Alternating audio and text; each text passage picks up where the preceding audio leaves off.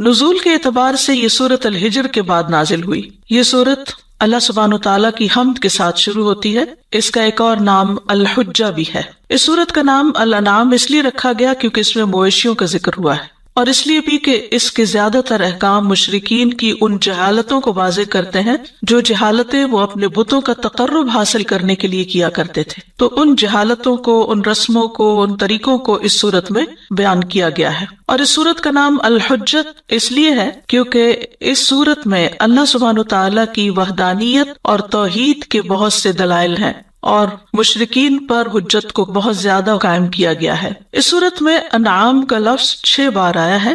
آیت نمبر 136 میں، آیت نمبر 138 میں 3 بار آیا ہے، ایک ہی آیت کے اندر 3 بار، اور پھر آیت نمبر 139 میں آیا ہے، پھر اسی طرح آیت نمبر 142 میں انعام کا ذکر آیا ہے۔ پچھلی صورت سے اس کی مناسبت یہ ہے کہ اس صورت میں اہل کتاب کو مخاطب کیا گیا تھا، اور یہاں پر اس صورت میں زیادہ تر خطاب مشرکین کو ہے، مکی صورت ہے۔ پچھلی صورت کے اختتام پر اللہ سبحانہ تعالیٰ کی حمد کا ذکر ہے، اور اس صورت کے آغاز میں بھی اللہ سبحانہ تعالیٰ کی حمد کا ذکر ہے۔ پچھلی صورت کے اختتام پر حمد سے مراد وہاں اللہ تعالیٰ کی بادشاہت اور اللہ تعالیٰ کی قدرت کا ذکر ہے، اور پھر یہاں پر اللہ تعالیٰ کی تعریف کا ذکر ہے۔ تو سورۃ الانعام کی فضیلت میں جو روایات آتی ہیں ان میں سے ایک واثلہ بن اسقا کی روایت ہے۔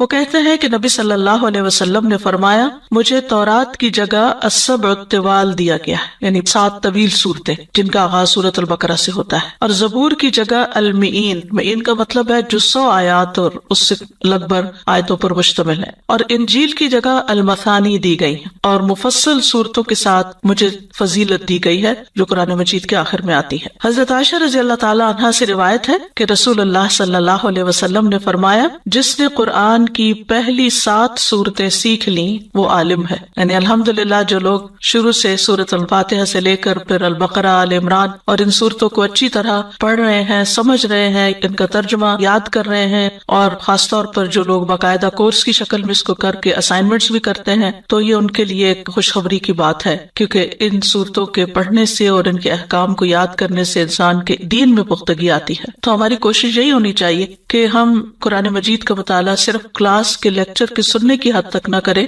بلکہ اس کے بعد گھر جا کر اس کو دوبارہ بھی پڑھیں، اس کے ترجمے کو یاد کریں، اس کے معنی کو سمجھیں، اور جہاں پر اشکال ہو اس کو دوبارہ پوچھیں بھی، تاکہ زیادہ سے زیادہ اچھے طریقے سے قرآن مجید پر غور و فکر اور تدبر کیا جا سکے، اور اس کا مقصد بھی یہ ہے کہ انسان اس پر عمل کر سکے۔ قرآن مجید میں 5 صورتیں الحمدللہ کے ساتھ شروع ہوتی ہیں، سورۃ الفاتحہ، سورۃ الانعام، سورۃ الکہف، سورۃ سبا اور فاطر۔ تو آئیے ہم شروع کرتے ہیں اللہ کے نام سے۔ ارشاد باری تعالیٰ ہے، سب تعریف اللہ کے لیے ہے جس نے آسمانوں اور زمین کو پیدا کیا، اور اسی نے اندھیروں اور روشنی کو بنایا۔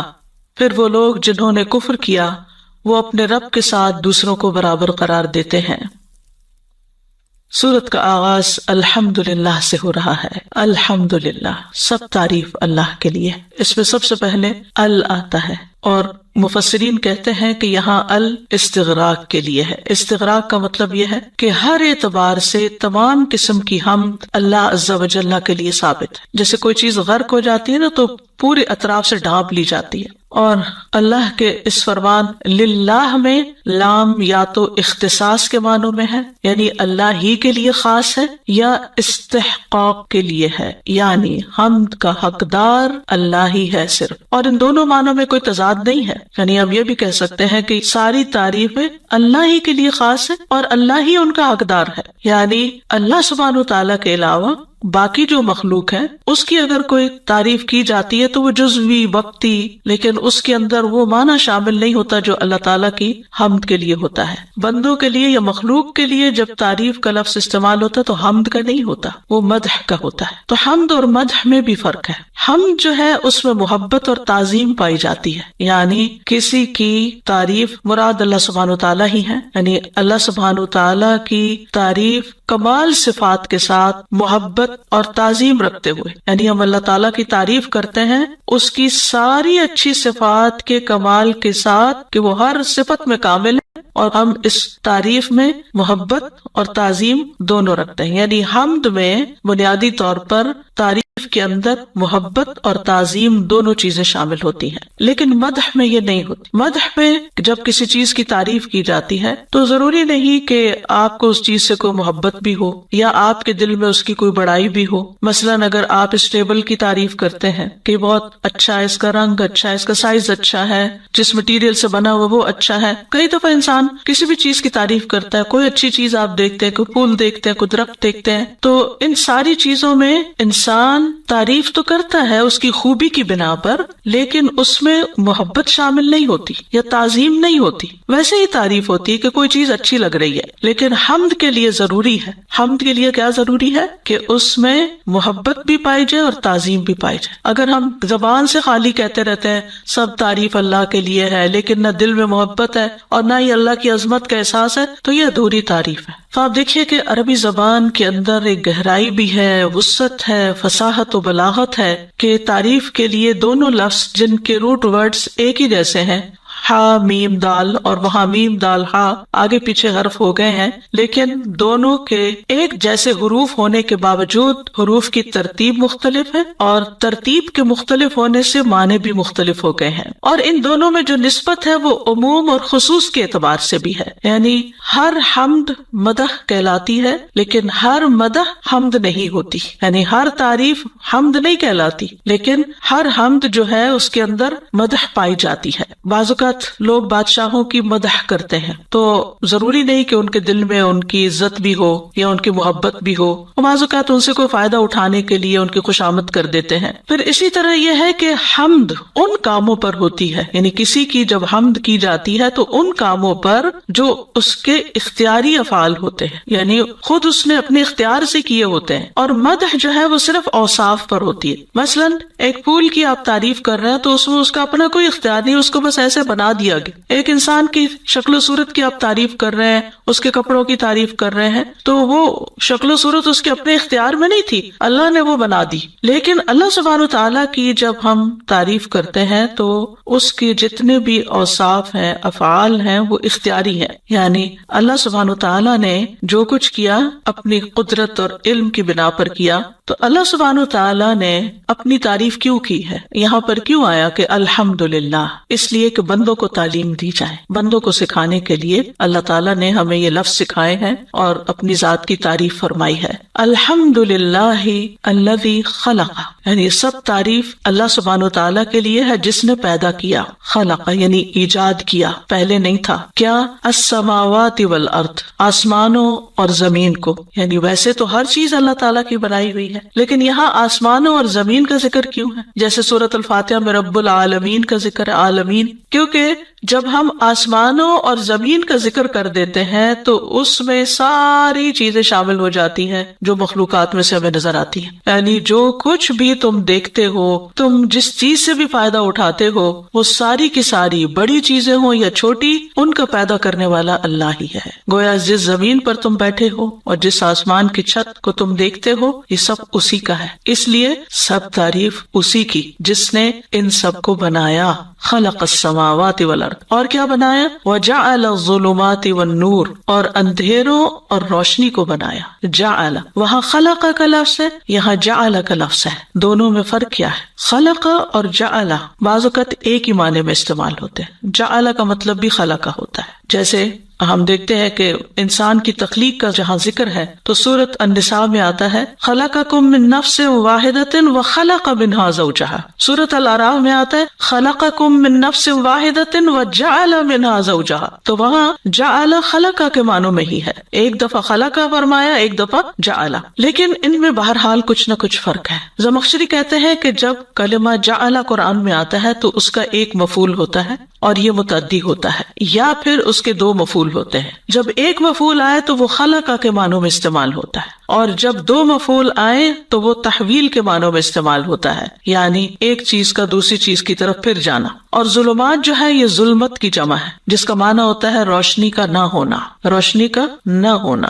اور ظلمات اور نور کے تین معنی کیے گئے ہیں، یعنی اس سے مراد کیا ہے؟ ایک تو دن اور رات کا اندھیرا ہے، بہت آبویس ہے، رات اندھیری ہے، دن کو روشن بنایا اللہ نے، اور ظلمات سے مراد کفر اور نور سے مراد ایمان بھی لیا گیا۔ پھر اسی طرح قتادہ کہتے ہیں کہ اللہ نے نور سے پہلے اندھیروں کا ذکر کیا ہے، کیونکہ اللہ نے اندھیروں کو نور سے پہلے پیدا کیا، اور ظلمات زیادہ ہیں اور نور ایک ہے، اس کو مفرد بیان کیا گیا کیونکہ اندھیرے زیادہ اور عام ہوتے ہیں اور نور ایک ہی ہوتا ہے، جتنے بھی اندھیرے ہوں ان کو ایک نور مٹانے کے لیے کافی ہوتا ہے۔ تو اللہ سبحانہ وتعالیٰ نے جو اندھیرے اور نور پیدا کیے تو اس سے مراد کیا ہے؟ رسول اللہ صلی اللہ علیہ وسلم نے فرمایا، بے شک اللہ عز و جل نے اپنی مخلوق کو اندھیرے میں پیدا کیا، پھر اسی دن ان پر نور ڈالا، جس پر وہ نور پڑ گیا وہ ہدایت پا گیا، اور جس پر وہ نور نہ پڑا وہ گمراہ ہو گیا۔ عمرو بن عاص کہتے ہیں، اسی وجہ سے میں کہتا ہوں کہ اللہ عز و جل کے علم کے مطابق قلم خشک ہو چکے ہیں، یعنی جو بندوں کی اس نے تقدیر بنائی، اور یہ اس کی حکمت ہے کہ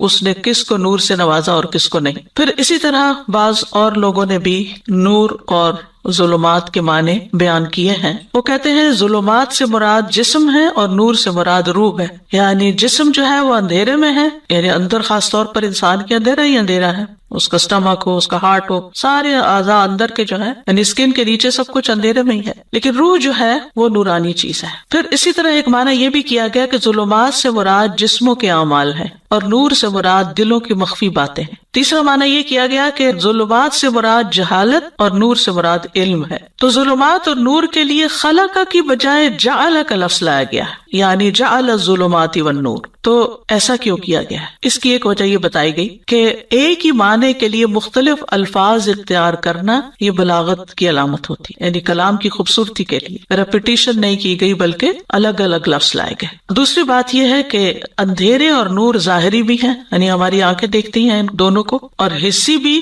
اس لیے یعنی محسوس بھی کرتے ہیں ہم، تو اس لیے خلق کے بجائے جعل کا لفظ آیا ہے۔ پھر اسی طرح یہ ہے کہ اندھیرے اور نور کبھی مانوی بھی ہوتے ہیں اور کبھی حسی بھی ہوتے ہیں، یعنی ان کا معنی بدل جاتا ہے۔ تو میں نے پہلے بتایا تھا نا، جعل میں تحویل پائی جاتی، یعنی تبدیل ہو جاتا ہے، یعنی جیسے دن کی روشنی محسوس کر سکتے ہیں، لیکن ایمان اور علم کا نور مانوی نور ہے۔ تو ایک معنی وہ جو چیز نظر آتی ہے وہ حسی اور دوسرا مانوی۔ پھر اسی طرح یہ ہے کہ اللہ کا کلام بھی نور ہے، اللہ کے دیے ہوئے علم، اللہ کی کتاب اور ایمان کی نور کی وجہ سے دل اللہ تعالیٰ کے کلام کے ساتھ روشن ہو جاتا ہے، چمک اٹھتا ہے۔ حالانکہ اللہ تعالیٰ کا کلام مخلوق نہیں ہے، قرآن کو بھی نور کہا جاتا ہے، قرآن مخلوق نہیں ہے، تو یہ مانوی اعتبار سے نور ہے۔ جس سورۃ الاعراف میں آتا ہے نا، فالذین آمنوا بہ وعزروہ ونصروہ واتبعوا النور الذی انزل معہ اولئک ھم المفلحون۔ سو وہ لوگ جو اس پر ایمان لائے اور اسے قوت دی اور اس کی مدد کی اور اس نور کی پیروی کی جو اس کے ساتھ اتارا گیا ہے،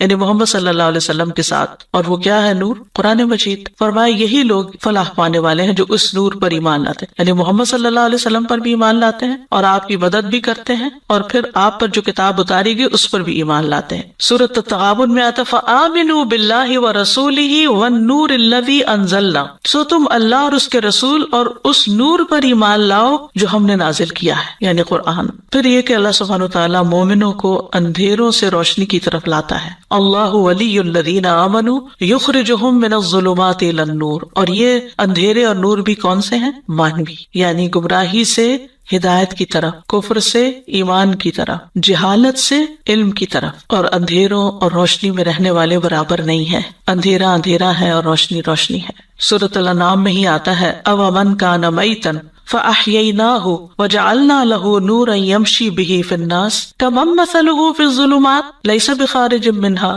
کذالک زین للکافرین ما کانوا یعملون۔ اور کیا وہ شخص جو مردہ تھا پھر ہم نے اسے زندہ کر دیا، یعنی ایمان بخشا، علم بخشا، اور اس کے لیے ایسی روشنی بنا دی، یعنی ہدایت دی، اس کو علم دیا جس کی مدد سے وہ لوگوں میں چلتا پھرتا ہے، یعنی رہتا وہ انہی لوگوں کے بیچ میں ہے جہاں اور لوگ رہتے ہیں، مومن کافر سب، لیکن اس کی اپنی ایک خاص نظر ہوتی ہے، اپنی خاص سوچ ہوتی ہے، اس کے مطابق وہ جیتا ہے، وہ لوگوں کی اندھی تقلید نہیں کرتا۔ اور میں کمم مثلہ فی الظلمات لیس بخارج منہا کذالک زین للکافرین ما کانوا یعملون۔ فرمایا کہ جس کا حال یہ ہے کہ وہ اندھیروں میں ہے، ان سے کسی صورت نکلنے والا نہیں، یعنی علم والا اور اندھیروں میں رہنے والے برابر نہیں ہوا کرتے۔ اسی طرح کافروں کے لیے وہ عمل خوشنما بنا دیے گئے وہ جو کرتے ہیں۔ مطلب کیا ہے؟ یعنی اندھیرے میں رہ کر وہ غلط کام جو کر رہے ہیں اور ان کو نظر نہیں آ رہی اپنی غلطیاں، تو ایسے لوگ اپنے کیے پر مطمئن نظر آتے ہیں، خوشحال نظر آتے ہیں، اور ان کو کوئی فکر ہی نہیں کہ وہ کس طرح جا رہے ہیں۔ ان اندھیروں میں رہنے کا انجام کیا ہو سکتا ہے؟ ثم الذین کفروا بربہم یعدلون، تو آیت کے آخر میں فرمایا پھر وہ لوگ جنہوں نے کفر کیا اپنے رب کے ساتھ برابر قرار دیتے ہیں۔ یعدلون کا لفظ جو ہے یہ عدل سے ہے، عدالت معادلہ اسی سے ہے، اس میں مساوات کا معنی پایا جاتا ہے۔ عدل کا معنی ہوتا ہے دو چیزوں کا برابر ہونا۔ بربہم یعدلون کے دو مطلب بیان کیے جاتے ہیں، ایک ہے بربہم ینحرفون یعنی اپنے رب سے منحرف ہوتے ہیں، اور دوسرا یہ ہے کہ وہ اوروں کو اپنے رب کے برابر قرار دیتے ہیں۔ خلاصہ یہ ہے کہ کیسے ہیں یہ لوگ جو اللہ تعالیٰ کی نشانیوں کو دن رات دیکھتے ہیں، اندھیرا دیکھتے ہیں، روشنی دیکھتے ہیں، آسمان دیکھتے ہیں، زمین دیکھتے ہیں، لیکن اس کے باوجود پھر بھی وہ مخلوق میں کسی کو، کسی بت کو، کسی انسان کو، کسی مردے کو رب کے برابر قرار دے دیتے ہیں۔ یہ کتنی حیرت کی بات ہے، اور بہت سے لوگ تو پیدا کرنے والے کا ہی انکار کر دیتے ہیں۔ تو اللہ سبحانہ تعالیٰ کی تعریف بیان کی جا رہی ہے اس بنا پر کہ جس نے یہ سب کچھ پیدا کیا، جس نے یہ سب کچھ بنایا، اگر یہ سب چیزیں انسان کو نظر آتی ہیں، درخت ہیں، پتھر ہیں، چاند ہیں، ستارے ہیں، آسمان کی چیزیں، زمین کی چیزیں، تو ان کو پیدا کرنے والا ان کو نظر کیوں نہیں آتا؟ اس کے وجود کو محسوس کیوں نہیں کرتے؟ اور پھر ان چیزوں کو دیکھ کر انہیں سمجھ کیوں نہیں آتی کہ ان کا بنانے والا ان سے بھی بڑا ہے؟ پھر وہ چھوٹی چھوٹی چیزوں کے آگے اپنا سر کیوں ٹیک دیتے ہیں؟ ایسا کیوں ہے؟ کیونکہ وہ اندھیروں میں ہیں، ان کی عقل کام نہیں کر رہی، ان کو کچھ نظر نہیں آ رہا۔ اتنے کھلے اور واضح دلائل ہونے کے باوجود، جب دن کی روشنی ہوتی ہے ہر چیز نمایاں ہو جاتی، ہر چیز واضح ہو جاتی، اتنا کچھ ہونے کے باوجود پھر ان کو نظر نہیں آتا کہ یہ سب کچھ کیسے بن گیا اور کس نے بنایا اور کون ہے وہ۔ لیکن جو ایمان لے آتے ہیں، جو اپنے رب کو پہچان لیتے ہیں، وہ ان چیزوں کو بظاہر دیکھتے بھی ہیں، لیکن وہ ان تمام مخلوقات سے اپنے رب تک پہنچتے ہیں، ان کو ایک خاص آنکھ سے دیکھتے ہیں۔ ان کے دل کا نور، ان کے ایمان کا نور جو ہے وہ ان ساری چیزوں کو رب کی مخلوق کے طور پر دیکھتا ہے، نشانیوں کے طور پر دیکھتا ہے۔ وہ ان کو کسی بھی صورت رب کے برابر قرار نہیں دیتا، نہ سورج کو، نہ چاند کو، نہ ستارے کو، جیسے ابراہیم علیہ السلام نے کیا، اور نہ ہی کسی اور چیز کو، نہ کسی پتھر کے بت کو۔ تو یہ اللہ سبحانہ و تعالیٰ کا خاص احسان ہے کہ اس نے ہمیں ہدایت بخشی۔ اور یہاں مشرکین مکہ کو اول خطاب ہے اور اس کے بعد سب انسانوں کو۔ آپ جانتے ہیں کہ مشرکین مکہ اس بات کو مانتے تھے کہ زمین و آسمان کا خالق اللہ ہے، وہی رات اور دن نکالتا ہے، اسی نے سورج چاند ستارے بنائے ہیں۔ وہ کبھی یہ نہیں کہتے تھے کہ یہ چیزیں لات ہبل یا منات نے بنائی ہیں۔ تو ان کو خطاب کر کے فرمایا جا رہا ہے کہ جب تم خود یہ مانتے ہو کہ یہ سب کچھ اللہ تعالیٰ نے بنایا ہے اور دن کو رات اور رات کو دن میں وہی بدلتا ہے، تو پھر تم کسی اور کے آگے جا کے سجدہ کیوں کرتے ہو؟ ان کے آگے نظر نیاز کیوں چڑھاتے ہو؟ اپنی قربانیاں وہاں جا کے کیوں کرتے ہو؟ ان سے کیوں دعائیں مانگتے ہو؟ ان کے سامنے اپنی حاجتیں کیوں پیش کرتے ہو؟ جب سب کچھ کرنے والا وہ ہے تو پھر تمہاری عبادت کا مستحق بھی وہی ہے۔ تو جو شخص اللہ کو خالق مانتا ہے اسے چاہیے کہ پھر وہ اللہ کی حمد و ثنا بھی کرے، اللہ کی تعریف بھی کرے، اللہ کی عبادت بھی کرے۔ حمد میں پہلا درجہ یہ ہوتا ہے کہ انسان خالق کی کوئی بھی نشانی جب دیکھے، اپنے رب کی کوئی بھی نشانی دیکھے تو اس کا دل رب کی عظمت سے بھر جائے۔ اب دیکھیے کہ ایک وہ نشانیاں ہیں جو ہم اپنی نیکڈ آئی سے دیکھتے رہتے ہیں، سورج نکلتا ہے، روز نکلتا ہے، وہ ہمارے لیے پھر نشانی بھی نہیں رہتی۔ کبھی کبھی چاند دیکھتے ہیں، فل مون دیکھتے ہیں، تھوڑا سا اٹریکٹ ہوتے ہیں، اگلے دن وہ چھوٹا ہو جاتا ہے، پھر کم ہو جاتا ہے، پھر غائب ہو جاتا ہے، پھر توجہ ہی ہٹ جاتی ہے۔ لیکن اس وقت جتنے علمی انکشافات ہو چکے ہیں اور سائنس جس طرح ترقی کر رہی ہے اور جو کچھ آسمانوں میں وہ دیکھ رہے ہیں، وہ کہتے ہیں کہ صرف ہماری کہکشاں صرف ایک ہی ہے، اور اس جیسی ملینز آف ملینز کہکشائیں جن کا احاطہ بھی نہیں کیا جا سکتا۔ صرف ہماری کہکشاں کے ستارے اگر گننے لگے تو ہماری گنتی ختم ہو جائے، لیکن ستارے ختم نہ ہو، یعنی ہمارا رب اتنا بڑا خالق ہے۔ پھر اسی طرح وہ کہتے ہیں کہ ہماری کہکشاں میں ہی صرف ہماری جو ملکی وے گیلیکسی ہے اس کے اندر زمین جیسے سیارے کم از کم 6 ارب کی تعداد میں ہیں، صرف اس ملکی وے میں، اور یہ ان ملینز آف ملینز کے اندر سے ایک ملکی وے، اور اس ایک ملکی وے کے اندر ہماری زمین جیسے سیارے، اور ہماری زمین جیسے مراد کیا ہے؟ ایسا سیارہ جس کا نظام شمسی جیسا نظام ہو، جیسے ہمارا سولر سسٹم ہے، اس نظام میں چند اور سیارے ہوں جو اپنے اپنے مدار میں اس نظام کے سورج کے گرد گردش کرتے ہوں۔ ہماری زمین جیسے سیارے کا سورج سے تقریباً اتنا ہی فاصلہ ہو جتنا ہماری زمین کا، اور سیارے کا قطر بھی یعنی اس کا سائز بھی ہماری زمین کے قریب ہو، اور اس سیارے میں چٹانیں بھی اور میدان بھی ہوں، یعنی جیسی ہماری زمین ہے اپنی ساخت کے اعتبار سے، ضروری نہیں کہ وہاں لائق ہو، ساخت کے اعتبار سے، سائز میں اور اس کے جو میک ہے اس میں، اور پھر سولر سسٹم کے اندر، اور پھر اس کا سورج سے اتنا ہی فاصلہ، اس اعتبار سے 6 ارب اور سولر سسٹم کہہ لیں اور زمینیں کہہ لیں یا سیارے کہہ لیں، اور جو ہماری گیلیکسی ہے نا اس کا سائز ایک ڈاٹ کی طرح سمجھیں ساری گیلیکسیز کے اندر، اور اس میں پھر ہمارا سولر سسٹم ایک ذرے کے برابر، تو آپ دیکھیے ہماری زمین کہاں جاتی ہے، پھر اس میں ہم کہاں ہیں اور ہم کیا چیز ہیں جو اس زمین کی مٹی سے بنے،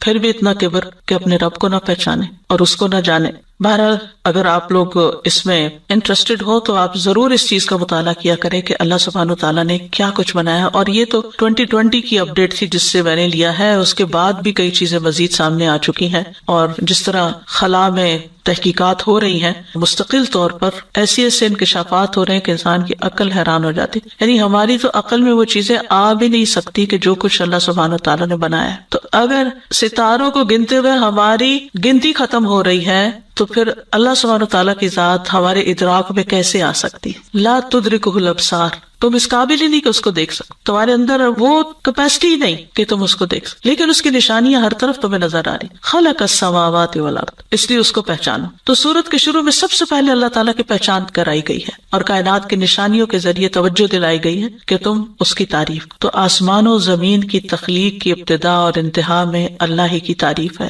اسی لیے ابتدا میں بھی خلقہ کے ساتھ بھی حمد ہے، اور جب یہ سب کچھ ختم ہو جائے گا تو کیا ہوگا؟ سورۃ زمر کے آخر میں آتا ہے وَتَرَى الْمَلَائِكَةَ حَافِّينَ مِنْ حَوْلِ الْعَرْشِ يُسَبِّحُونَ بِحَمْدِ رَبِّهِمْ وَقُضِيَ بَيْنَهُمْ بِالْحَقِّ وَقِيلَ الْحَمْدُ لِلَّهِ رَبِّ الْعَالَمِينَ۔ جب سارا کچھ ختم ہو جائے گا، یعنی تخلیق ہوئی تو حمد، اور جب سب کچھ ختم ہو جائے گا تو بھی اللہ کی حمد ہوگی۔ كُلُّ مَنْ عَلَيْهَا فَانٍ، ہماری کوئی ہستی نہیں ہے، ہم کچھ نہیں ہے، ہاں اگر ہم رب کی سچے دل کے ساتھ خلوص کے ساتھ عبادت کریں اور اس کے بندے بن جائیں تو پھر اس نے ہمارے لیے بہت بڑا انعام تیار کر کے رکھا ہے، جنت جیسا، لیکن اس کی بڑی قیمت ہے۔ جیسے دنیا کی نعمتوں کی قیمت دینی پڑتی ہے، کسی گروسری سٹور میں چلے جائیں، کچھ اور لینے کے لیے چلے جائیں تو آپ کو قیمت ادا کرنی پڑتی ہے اس کی، تو جنت ان سب چیزوں سے مہنگی ہے جو دنیا میں پائی جاتی ہیں۔ تو دنیا کی چیزوں کے لیے تو ہم کتنی محنت کرتے ہیں اور اس کے لیے مال کماتے بھی ہیں اور خریدتے بھی ہیں اور بیچتے بھی ہیں اور سب کچھ کرتے ہیں، لیکن اللہ نے مومنوں سے جنت کا سودا کر رکھا ہے۔ ان اللہ اشتری من المؤمنین انفسهم واموالهم بان لهم الجنہ، تو ہمیں جنت کا خریدار بھی بننا ہے، تو اس کے لیے پھر محنت بھی کرنی ہے، کوشش بھی کرنی ہے، اور وہ کوشش شروع ہوتی ہے نقطۂ آغاز علم حاصل کرنے سے۔ اگر آپ یہ آیت نہ پڑھیں تو آپ کے دل میں اللہ کی عظمت کا احساس کیسے پیدا ہو؟ گھر بیٹھے تو نہیں پیدا ہو سکتا، کچھ پڑھے بغیر، کچھ جانے بغیر تو نہیں ہو سکتا۔ یہ باتیں ہم نے کتنی دفعہ بھی پڑھ رکھی، پھر بھی ہمیں بار بار دہرائی کی ضرورت ہے، اس لیے کہ ہم جس دنیا میں رہتے ہیں یہ بہت غافل کر دینے والی، ہم صرف مادی چیزوں کو دیکھتے رہتے ہیں اور انہی میں کھو جاتے ہیں۔ تو یاد رکھیے جو کچھ بھی اللہ نے پیدا کیا ہے تو پہلا نقطہ کیا ہے کہ ہمارے دل میں اس کا احساس پیدا ہو، اللہ اکبر، بے اختیار نکلے اللہ اکبر، یہ اللہ نے بنایا ہے، اتنا کچھ بنایا ہے، ایسا ایسا بنایا ہے، اور ہمارا دل محبت سے بھر جائے اور اس کی عظمت سے بھر جائے، یہ حمد ہے۔ پھر یہ کہ ہماری زبان بولنا شروع کر دے اس کی تعریف میں، ہم لوگوں کی تعریف کرتے ہوئے، چیزوں کی تعریف کرتے ہوئے، اپنی تعریف کرتے ہوئے نہیں تھکتے، لیکن اللہ کی تعریف کتنی کرتے ہیں، کیا بولتے ہیں، کتنا بولتے ہیں، کتنی تسبیح کرتے ہیں، کتنا ذکر کرتے ہیں، اور وہ ذکر بھی کرتے ہیں تو صرف زبانی گردش کرتے رہتے ہیں، دھیان کہیں اور ہی ہوتا ہے۔ تو یہ اگلا درجہ ہے، پہلا درجہ ہے محبت اور تعظیم کا، اگلا درجہ اس محبت کا اظہار زبان سے کرنا، اور تیسرا درجہ کیا ہے کہ ہم اس کے اظہار کے لیے پھر اپنے قدم اٹھا کے نیکی کے کام کی طرف بڑھیں۔ عملی شکر، عملی تعریف، جیسے نماز میں کھڑے ہوں، جیسے ہم علم حاصل کرنے کے لیے نکلیں، تو یہ ایک طرح سے عمل سے شکر اور عملی طور پر اللہ کی حمد ہے کہ اللہ تعالیٰ ہم آپ سے محبت کرتے ہیں، اس لیے آپ کی محبت میں سارے کام کر رہے ہیں۔ اسی لیے بعض اللہ کے مقرب بندے کہا کرتے تھے کہ ہمیں رات سے اس لیے محبت ہے کہ اس میں ہم اللہ کی عبادت کرتے ہیں اور دن اللہ کے بندوں کی خدمت کرتے ہیں۔ تو یہ دونوں طریقے ہیں اللہ کی عملی طور پر تعریف اور شکر بجا لانے کی، کہ واقعی جو تو نے ہمیں نعمتیں دی ہیں، کیونکہ ہمارے پاس جو کچھ بھی ہے اللہ ہی کا دیا ہو، کیونکہ سب کچھ بنایا جو اللہ نے، تو سب سے پہلا تو حق اسی کا نا جو اس کا اونر ہے، خالق مالک مدبر۔ تو پھر جب سب کچھ دیا اس نے ہے تو سب سے زیادہ پھر لحاظ بھی اس کا، جھکنا بھی اس کے آگے، تعریف بھی اس کی، شکر بھی اس کا، اور پھر یہ کہ اس بات پہ تعریف کہ وہ ہر نقص اور عیب سے پاک ہے اور اس کے بارے میں دل میں کوئی بدگمانی بھی نہ ہو، ہمارے اس کے فیصلوں پر بھی ہم راضی، اور جو جسمانی روحانی نعمتیں اس نے عطا کی ہے سب پر تعریف، یعنی صرف کھانے پینے کی نعمتوں پر ہی نہیں بلکہ قرآن کی نعمت پر، دین کی نعمت پر، ایمان کی نعمت پر، علم کی نعمت پر، علم کی مجالس کی نعمت پر، ان سب چیزوں پر بھی اللہ سبحانہ وتعالیٰ کا شکر۔ الحمدللہ الذی انزل علی عبدہ الکتاب، سب تعریف اللہ کے لیے جس نے اپنے بندے پر کتاب اتاری۔